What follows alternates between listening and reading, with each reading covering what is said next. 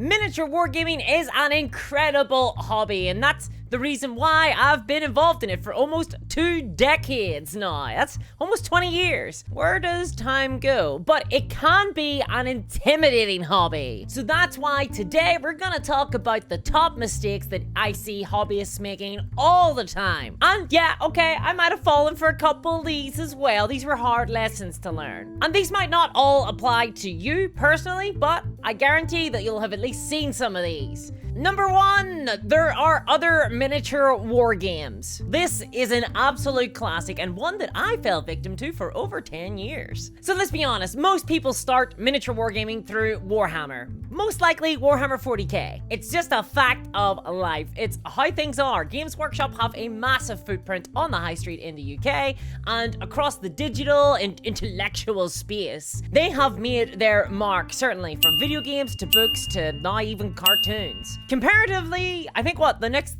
biggest miniature war game is what? Age of Sigmar? Okay, but no Warhammer. Star Wars Legion, Marvel Crisis Protocol. Okay, it's big IPs, but you don't need to simply play those games. There are hundreds and hundreds of miniature war games out there. I talk about lots of them on this channel. And let me say, one of the big things that I have noticed in this hobby is that there is a lot of people who claim not to enjoy mini wargaming, but they might enjoy things like board games. I suspect they just don't like Warhammer, let me tell you. So it might be worthwhile maybe trying out some games and maybe trying out some specific types of games that we're going to talk about in just a minute. Number 2, start out on skirmish games. That's right, why jump in at the big deep end? For those who don't know, skirmish war games are much smaller scale level games. Typically, as a player, you're controlling up to around 10 or 12 miniatures yourself. So you're not talking about hundreds of minis here fighting across vast open battlefields. Usually the boards are much smaller to fit maybe a coffee or kitchen table. And there is a ton of them out there with a wide variety of miniatures. There are hundreds of manufacturers out there who are pumping out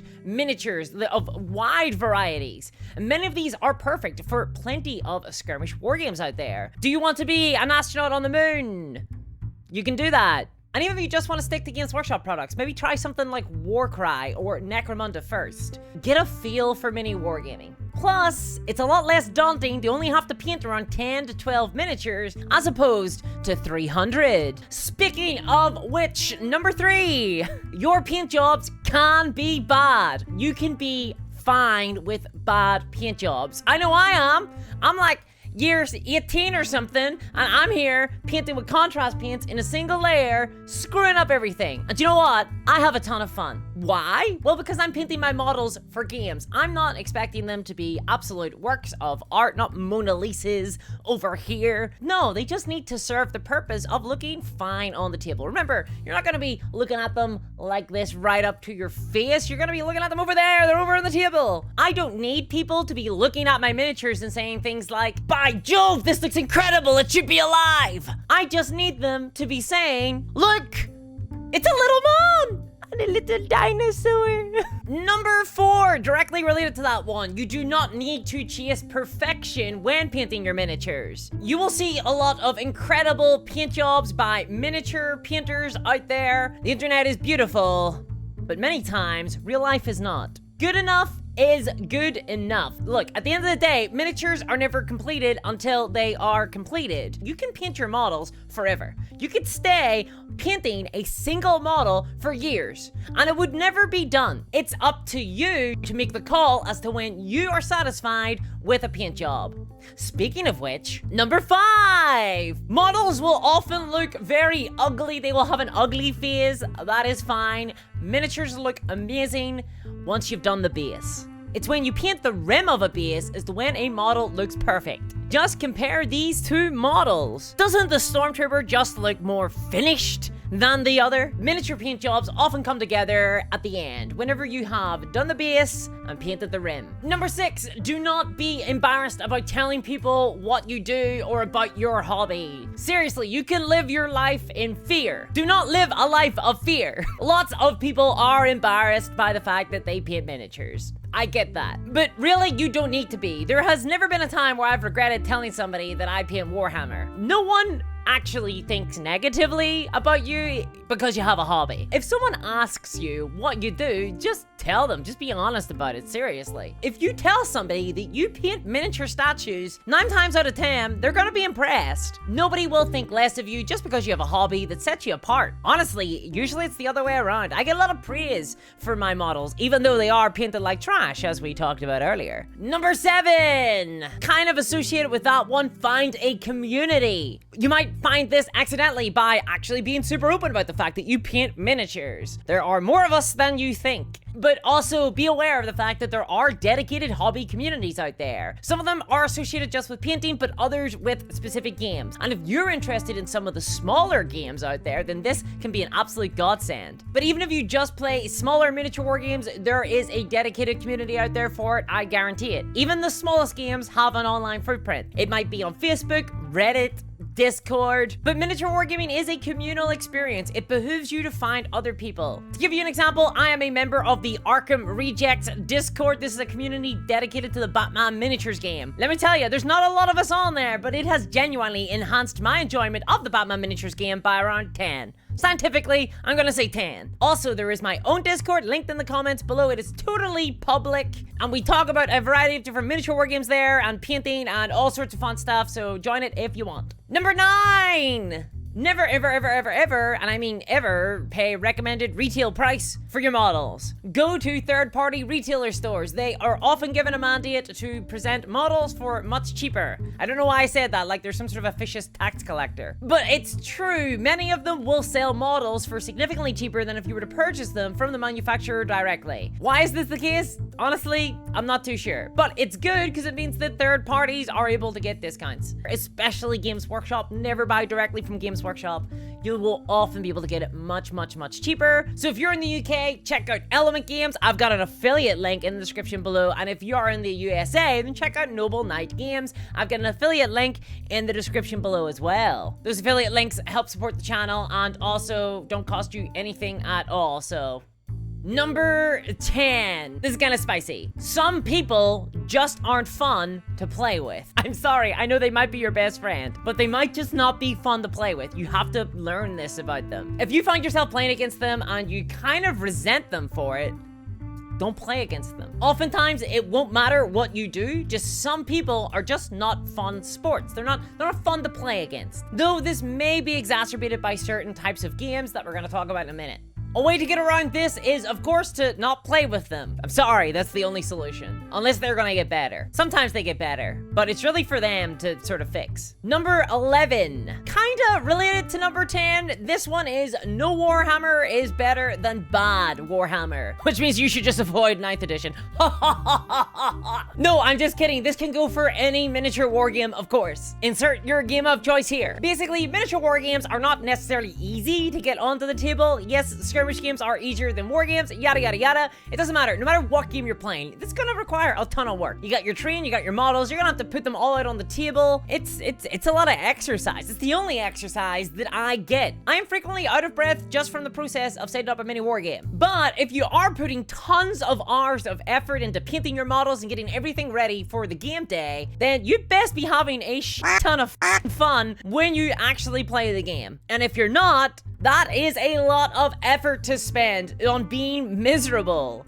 Don't let that happen to you. So just always evaluate, are you having fun? And if you're not, maybe try to identify why that is. You might not enjoy the game you're playing, you might not enjoy the people you're playing with, you might not enjoy having to get out of bed. Just think about it, you know, you might be depressed. Number 12, learn to enjoy playing the game and not necessarily winning the game. These are two separate things. Look, very few people actually enjoy losing, and people who tell you that they do, they're probably lying. That or they have a very happy and fulfilled life. We don't trust those people. Fucking pod people is what they are. Luckily, many war games thrive off a feeling of competition in the games. It might not be actually balanced or the most competitive, but most miniature war games are adversarial. They are me versus you. We have to fight each other. There can only be one victor. And in such a context, it makes perfect sense that we're gonna feel a little bit competitive. Even if we are simply playing a narrative game.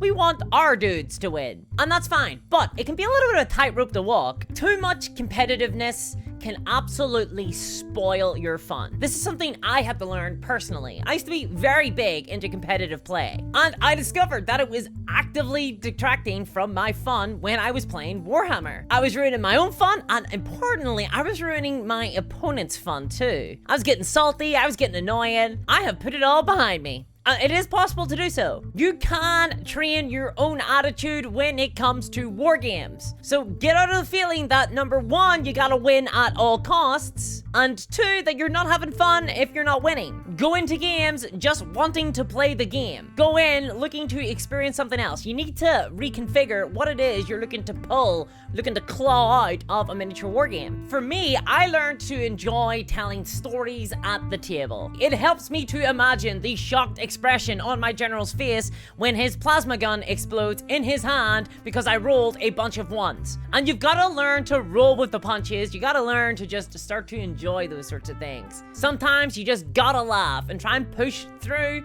and just get over it.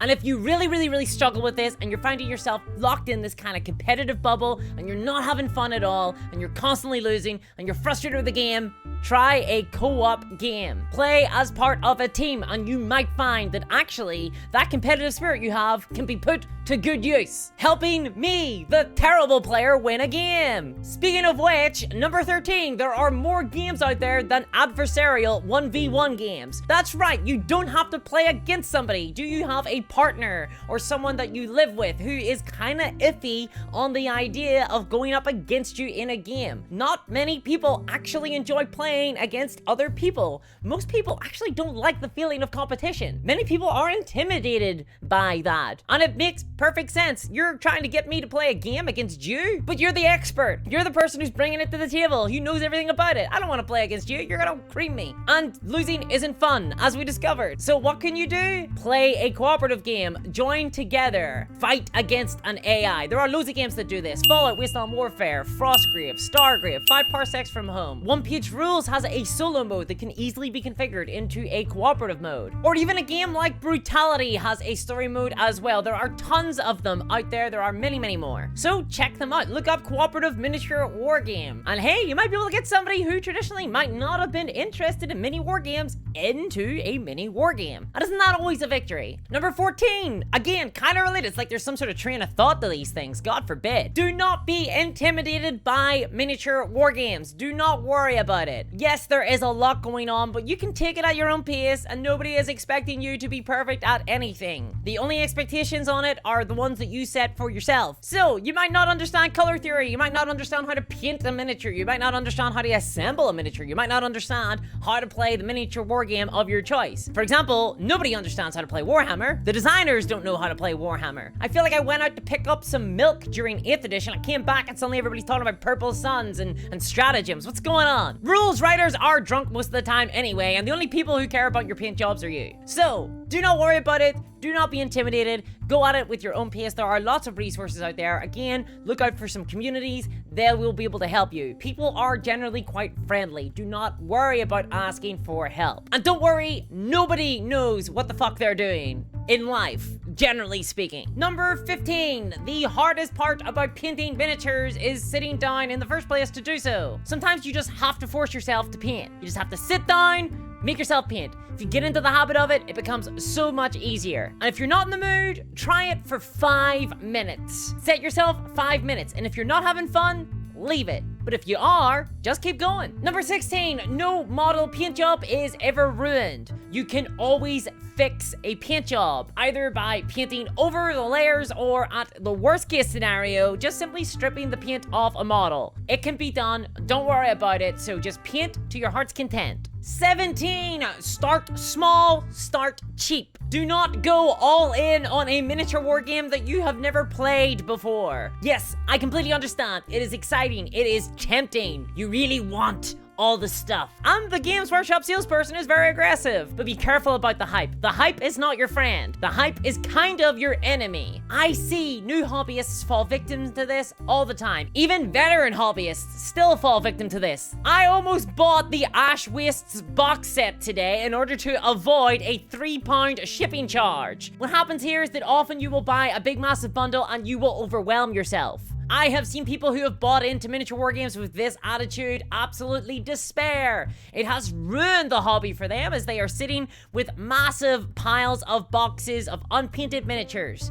It is very rare that someone will responsibly work through their backlog and then buy themselves some more. And then, what happens? You burn out, you drop out of the hobby. Just be careful. Dip a toe, don't jump all the way in, because it might actually be lava. Buy a box at a time. You make so much more progress buying things in small chunks rather than in big bundles. Ignore the value for a second and just think about what you can feasibly paint and build and play with. That should be your North Star. Number 18, do not buy Games Workshop. Yes, obviously, if you enjoy Warhammer, Games Workshop is the place to get that. That's fine. What I'm talking about here is hobby tools, paints, paint brushes. Many Games Workshop products have a massive premium because they know that they are the most accessible place to buy things. Likely, you might end up picking up lots of this stuff as an impulse purchase. Resist that impulse. Personally, for paints, I recommend Vallejo. They're excellent. And for clippers and hobby tools, just Google them. And you will find third-party retailers who are willing to sell you those hobby tools. Number 19, the advice that will see you through to a happy, healthy hobby. Bundles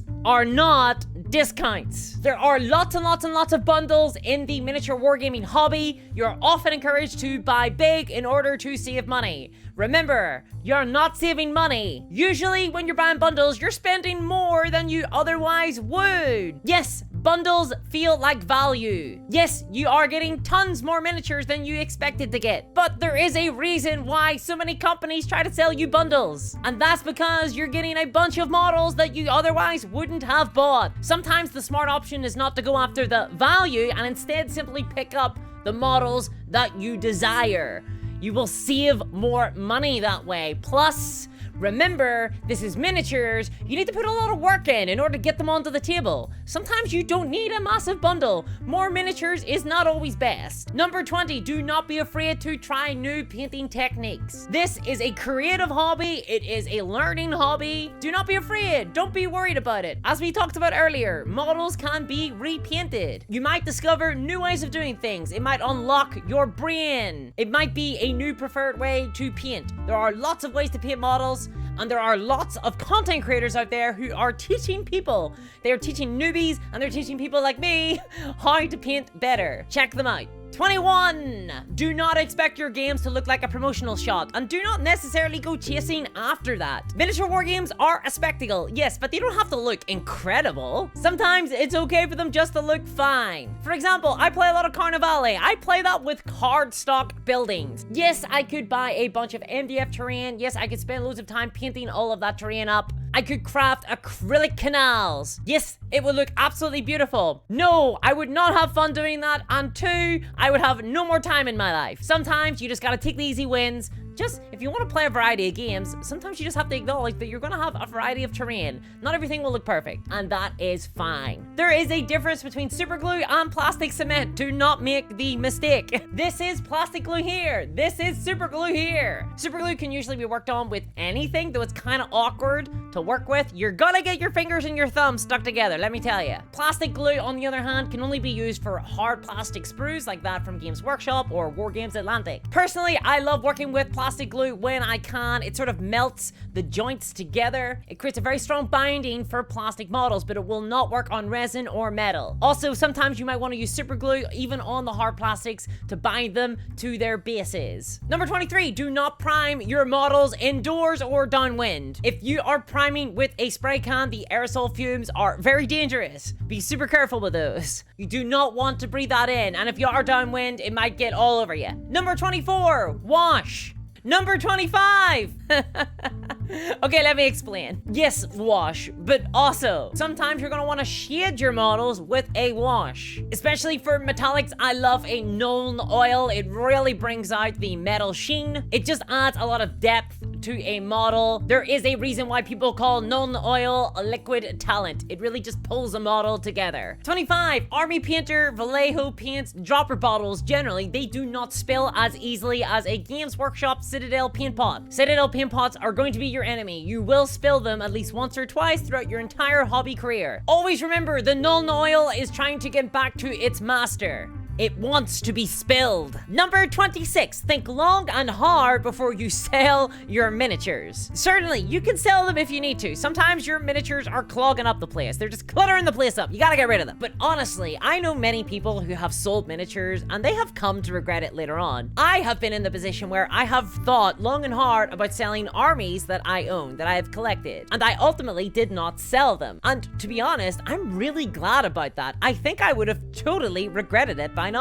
Just remember, an army is for life, not just for Christmas. 27, a fine detail brush will not give you advantages when you are not painting fine detail. I messed up for so long painting entire miniatures with fine detail brushes. Sometimes one size does not fit all. Can you do it? Yes. Is it laborious? Yes. Will models take an excruciatingly long time to paint? Yes. Will it give any noticeable benefit? No. Number 28, do not be afraid of fan resources for miniature war games. Great examples of this are Wikipedia, just much better than navigating a Games Workshop official codex. Or Batman Miniature Game has a fan app, which is incredible as well. Or another great example of this is the Fallout Wasteland Warfare app that was actually developed by a fan, and then the company Modifius took them on, made it official. So do not be afraid of fan content. Sometimes it is superior. Number 29, if you have a second army, then it is much easier to convince people to play you in a game. Miniature wargaming has a ton of investment required. Not everybody has the time or effort or capacity or even desire to put all of that creative energy, all that creative juice